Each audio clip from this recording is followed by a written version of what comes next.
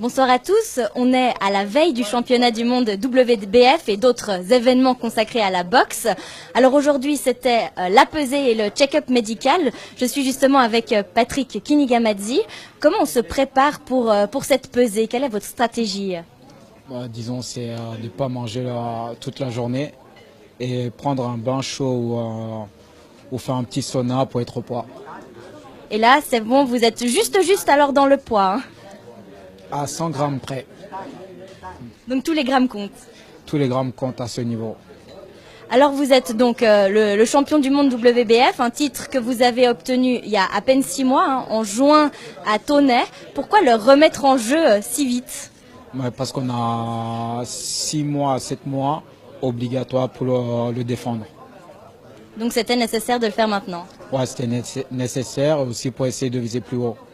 Et est-ce que votre adversaire va être à la mesure de vos attentes?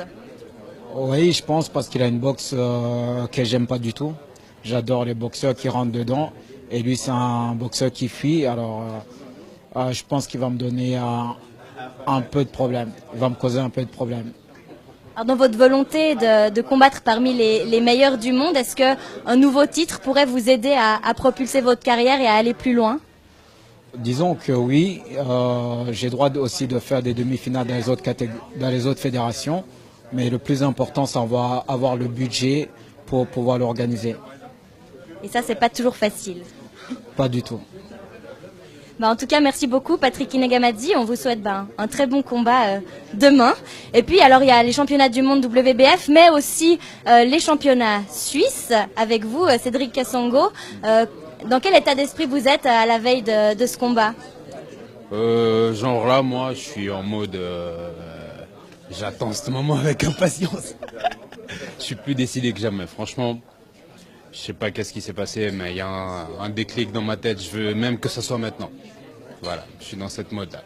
Alors vous avez 30 ans, vous avez connu 2 défaites consécutives. Est-ce qu'on peut dire que c'est un peu le championnat de la dernière chance pour relancer votre carrière? Entre autres, comme j'ai dit, si ça passe pas, j'arrête. Donc vraiment, vous remettez les gants au placard? Voilà, j'arrête. Si ça passe pas. Et donc, intérêt de passer. Du coup, vous avez un enjeu quand même qui est plus important. C'est votre carrière qui est vraiment en jeu. Est-ce que ça vous met un peu la pression? Non, ça me rend plus déterminé. La pression, moi, je pense qu'elle me limite dans mes actions. Alors, je me mets pas de pression. Je suis plutôt positif et déterminé. Je sais ce qu'il faut faire, aller jusqu'au bout, et après, ça passe ou ça casse. Et votre adversaire, comment vous le sentez? Alors, j'ai même pas cherché à savoir comment il est, comment il boxe, comment il fait. Je me suis dit, il va me montrer ce qu'il sait faire sur le ring. S'il est meilleur, qu'il emporte. Mais en tout cas, je ne lui laisserai pas emporter aussi facilement. Merci beaucoup en tout cas, et très bon combat. Donc pour retrouver tous les boxeurs, rendez-vous demain dès 19h au bout du monde pour le championnat WBF, le championnat suisse et beaucoup d'autres combats. Et vous pouvez retrouver aussi le résumé des meilleurs combats professionnels sur l'aimant bleu dans le magazine Art of Boxing, samedi à 19h et dimanche à 13h. Achetez vos billets, ça va être la guerre.